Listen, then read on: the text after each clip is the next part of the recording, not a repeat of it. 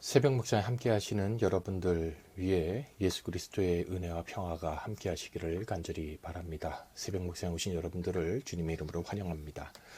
저는 오늘 구약 성경 열왕기하 19장 5절에서 7절의 말씀을 가지고 여러분들과 함께 주님께서 우리에게 주시는 은혜를 함께 나눠보고자 합니다. 제가 말씀을 읽도록 하겠습니다. 히스기야 왕의 신하들이 이사야에게 가서 이렇게 말하니 이사야가 그들에게 대답하였다. 당신들의 왕에게 이렇게 전하십시오. 주님께서 이렇게 말씀하십니다. 아시리아 왕의 부하들이 나를 모욕하는 말을 내가 들었다고 하여 그렇게 두려워하지 말아라. 내가 그에게 한 영을 내려보내어 그가 뜬 소문을 듣고 자기 나라로 돌아가게 할 것이며 거기에서 칼에 맞아 죽게 할 것이다. 아멘.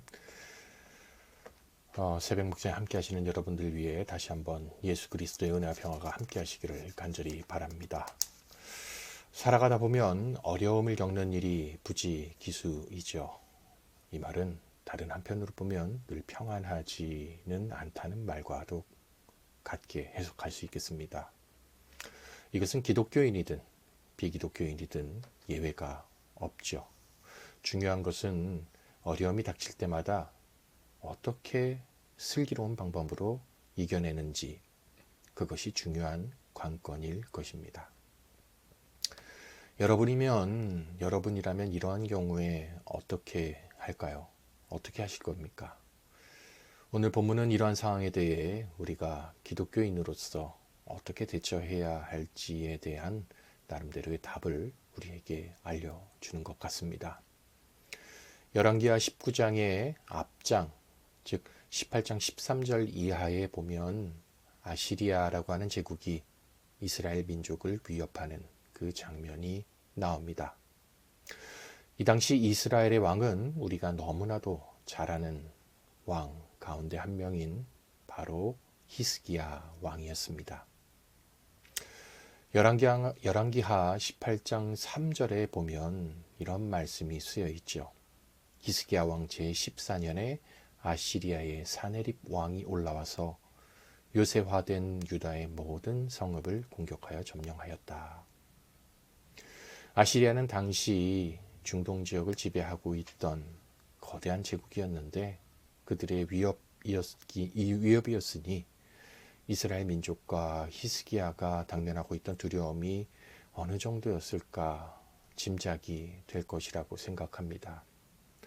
굳이 예를 들자면 오늘날의 미국이나 중국과 같은 그런 커다란 큰 나라가 소위 우리나라를 공격하고 위협하려고 하고 있다라고 생각하면 이해하기가 조금 더 쉽지 않을까요? 실제로 히스기야는 너무나 커다란 두려움에 열왕기하 18장 15, 16절에 보면 주님의 성전과 왕궁에 보물 창고 있는 모든 은을 다 아시리아 제국에 내어주었고 성전 문과 기둥에 자신이 직접 입힌 금을 모두 벗겨서 아시리아 왕에게 바칠 정도였다라고 성경은 우리에게 알려주고 있습니다. 그럼에도 아시리아 제국의 군대는 이 히스기야가 자기가 가지고 있는 성전 안에 있는 것들을 다 갖다 바쳤음에도 불구하고 이스라엘 민족을 아시리아 제국은 위협하였고 히스기야와 이스라엘 민족은 두려움 가운데 있었습니다. 그래도 히스기야 왕과 이스라엘 민족은 끝까지 버텨 나가려고 하죠. 아시리아 왕의 그 장수 랍사게가 이러한 모습을 보면서 이스라엘에게 조롱하면서 찾아와 묻습니다. 열왕기하 18장 19절에 보면 이런 말씀이 쓰여 있는데요. 랍사게가 그들에게 말하였다. 히스기야에게 전하여라. 위대한 왕이신 아시리아의 임금님께서 이렇게 말씀하신다. 네가 무엇을 믿고 이렇게 자신만만하냐라고 이렇게 조롱하듯이 그 아시리아 제국의 왕의 장수인 랍사게가 조롱하듯이 묻죠. 앞에서 저는 살아가다 보면 어려움을 겪는 일이 늘 있다고 했고요. 이것은 누구나 예외가 없다라고 말씀을 드렸습니다.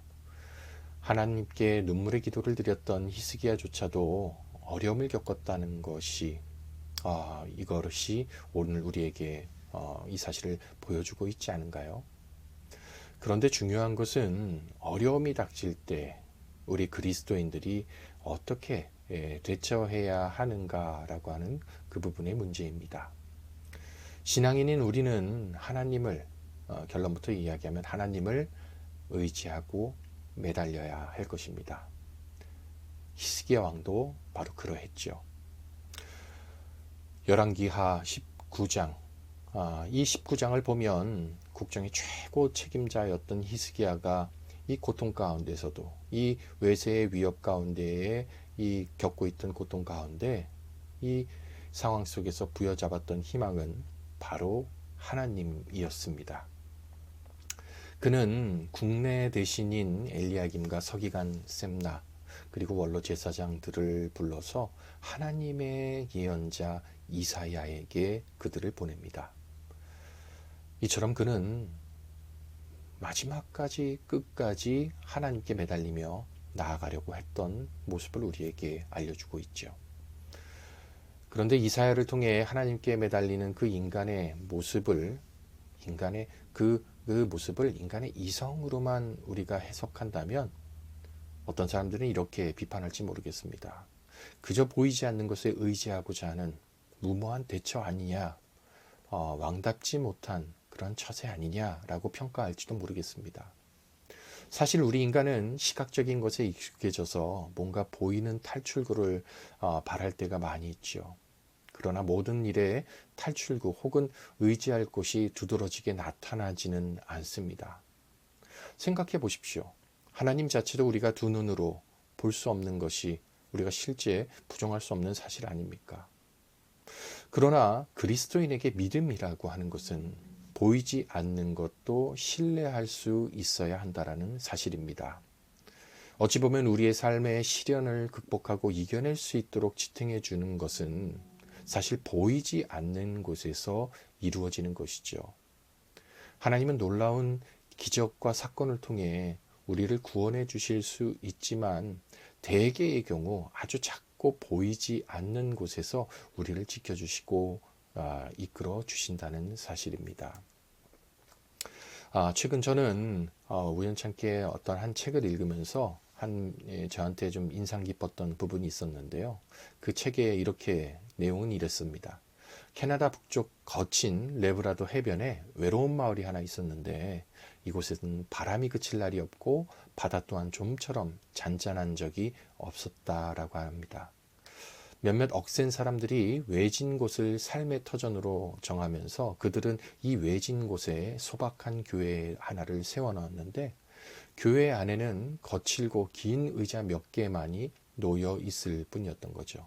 피아노도 없었고 오르간도 없었다고 합니다. 그저 바람과 파도 소리만이 이른바 찬송가 반주 역할을 해주었다고 합니다.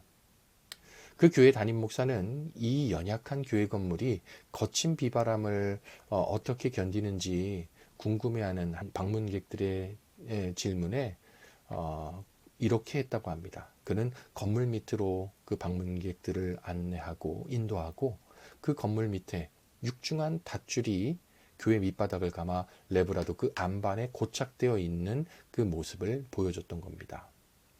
즉 보이지 않게 감추인 사슬이 교회를 안전하게 지탱하고 있었던 것이죠. 때때로 우리는 가혹한 시련과 어려움을 겪기도 합니다. 그때가 올 때 역경을 견딜 수 있도록 하는 힘은 바로 은밀한 장소, 감추인 삶으로부터 온다라고 하는 사실을 이 예화를 통해 깨닫게 된다는 거죠. 아시리아 제국은 히스기야 그 뒤에 있는 하나님의 은밀한 모습을 보지 못했습니다. 히스기야는 은밀한 장소, 조용한 예배, 매일의 신실함, 이 작은 것에서부터 시작하면서 하나님을 의지했지요. 그렇기 때문에 그는 신하와 제사장들을 하나님의 예언자 이사야에게 보낼 수 있었던 그 믿음을 가지고 있었던 겁니다. 마찬가지로 우리들 역시 가시적으로는 무언가 크게 보이지 않는다 하더라도 이렇게 새벽 묵상 등 기도와 말씀 묵상 등에 의해 우리는 반석의 고정됨을 우리는 신뢰하며 믿음으로 나아가야 할 것입니다. 바로 저와 여러분, 그러한 우리의 반석이신 그리스도를 붙잡고 나아가는 저와 여러분들 모두가 되시기를 주님의 이름으로 간절히 바랍니다. 잠시 기도하겠습니다. 주님 감사합니다. 우리가 늘 오늘도 새벽 묵상을 통해 주님의 말씀을 묵상할 수 있도록 하여 주시고 인도하여 주심에 감사드립니다. 우리가 늘 주님을 신뢰하며 우리의 반석이신 그리스도의 반석 위에 세워져 나갈 수 있도록 인도하여 주시옵소서. 예수 그리스도 이름으로 기도드립니다. 아멘.